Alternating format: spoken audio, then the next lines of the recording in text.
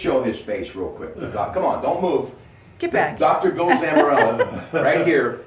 Tell me what you told me. This is the reason why you're a dentist, Ron. He's the reason I'm here. He's a big influence in my life. Absolutely. Well, obviously, he's got some big hands. Show those hands real quick. Look, he played basketball at Ohio State. He's in the Uniontown Hall of Fame. He is in the WPIL Hall of Fame, and he's in the Fayette County Hall of Fame. And to my friend Bob Dvorak, who I did make a telephone call to, I want you to know, moments out of the dentist chair in which I took a shot of Novocaine just for you, Dvorak, so I wouldn't feel any pain. I was thinking about Uniontown coming out here to Clairton Road and of course the South Hills that I love so much, and how much I respect my friend Joe Hardy and what he's done in Uniontown, the coal mining community in which his father was a part of, Mr. Dvorak's father was a part of the PA Coal Alliance, and everything that's happening in this part of the world. I said, the Uniontown High School Hall of Fame is coming up this weekend, so I have to do something. And he said, you know, Ron Sepik, Ed Sullivan Show, and I've heard Mr. Dvorak talk about him. He's right next door. He's your great orthodontist, so That's the route. we're gonna straighten things out, folks, okay? About his career, his time in Uniontown, and why we still have much love. He, of course, went to, where, Laurel Highlands? Went to Laurel Highlands. Yeah, so, but we still let him in the room, okay, talking Uniontown. His father was a great physician, wonderful mother, obviously Michelle and Megan and his Lauren and his son Billy, now at the Pitt Dental School. We're so proud of him, also a graduate of St. Vincent. Let's go back to the early 60s, 1962, you won a state championship. Yes. Your junior year in football, you go 10-0. I think you lost like 5 games out of 3 years in basketball, something like that. We lost 2 games our junior year. Right. Well, actually, our sophomore year we lost 2 basketball games. Then our junior year we lost 2 games, and then our senior year we lost 1. So in 3 years we had 5 losses. We had a 48-game winning streak. I'm not smart, but I think that's what I just said. 5 out of 3. That's pretty incredible, isn't it? Yes.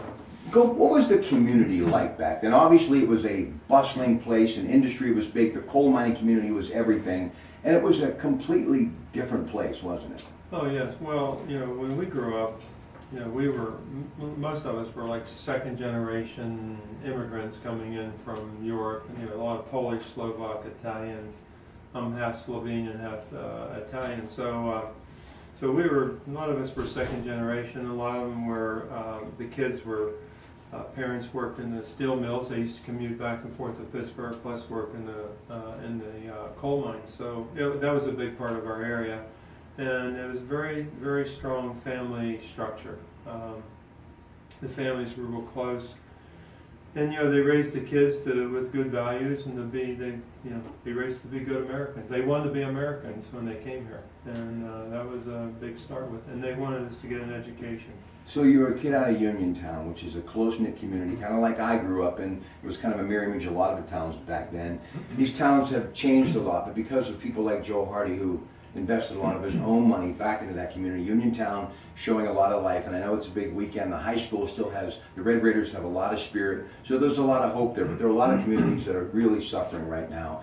And I don't know if it'll ever go back to those times, but as I was kind of half joking and half serious talking about my friend Dr. Zamorella and his love for Donald Trump, we all want America to be great again. We all want people to go back to work. And without middle class, let's face it, America doesn't have a chance. And we were talking about your parents and my parents and Billy's parents. They were middle class, maybe even a little below middle class, but it was their work ethic that gave a young man like you to become one of the best orthodontists, Ohio State Dental School in the region. But I gotta ask you, you go to Ohio State, just years removed from that national championship team with guys like Havlicek and Bobby Knight. What was that like when you hit campus and saw St. John Arena for the first time as a kid from Uniontown? You know, the furthest I'd ever been away from Uniontown was Pittsburgh. So to go to Ohio State, that was like going a 5-hour drive in a car. That was before I-70 was completed. So we used to go old Route 40. But it was very impressive because when I went there was 33,000 on campus when I started in 1963.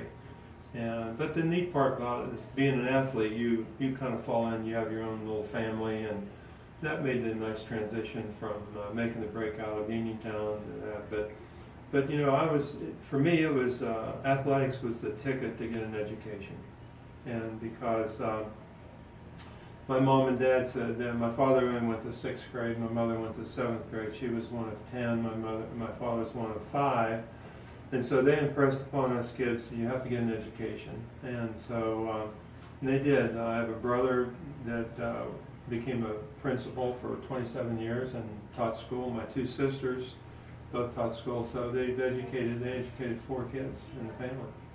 And Do you think some of the time as a disciplined athlete really helped you become a successful orthodontist? Do you think that carried over? Definitely. One of the things it did, it taught me to be disciplined with my hours and my time.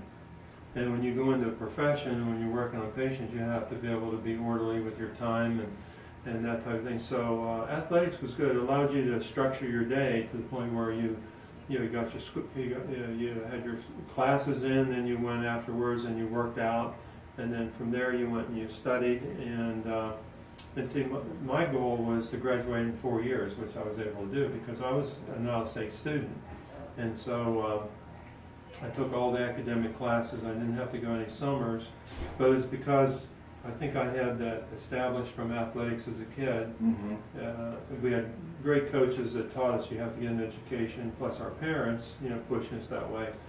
So I was able to graduate in 4 years without going any extra time because, well, first of all, I didn't have the money to pay the extra tuition. So I said I wanted to get it done in 4 years. So when I graduated, I was out of debt, and we didn't have the money to go to college other than, like my brother and 2 sisters, they commuted back and forth. They lived at home and commuted back and forth to California State Teachers College and then got their teaching degree. So I was very fortunate to be able to go to pretty much any school I wanted to go to. Listen, last thing, just athletics, maybe a moment at Uniontown that you still think about as though it was just yesterday on the playing field. Two things. One, we won the state championship in 1962. That was the first time since 1925 that the team had won. And to show you the great support that the town had, they estimated 15 to 20,000 people for the parade when we came back from Harrisburg. And then the second great memory is when I played football also, and we played Johnstown, and at that time Johnstown was a powerhouse also. And we played at the Memorial Stadium in Johnstown. It was a rain game, and we were, at that time they had the Garner point system. Right. So we were the 2 top teams in the Garner point system, so whoever won the game won the WPIL. And we beat them in a mud game 12-0 in Johnstown, and we won the WPL football championship my senior year. You'll never forget that stuff, will you? No. Hey, thank you, sir. It's an honor to meet you. I've heard a lot of good things about you. So there you go, Mr. Dvorak. That's for you and all you Red Raiders out there this weekend, of course, the Hall of Fame. Have a great rest of your day. We'll talk to you later tonight. We're going to talk Steelers, Browns, First Energy Field coming up Sunday at 1 o'clock. We'll break it down, Jim Equals and I, and also give you everything you need to know on the X and O's when it comes to Pitt Penn State. 3:30 Happy Valley Saturday and on 93.7 The Fan. Good afternoon.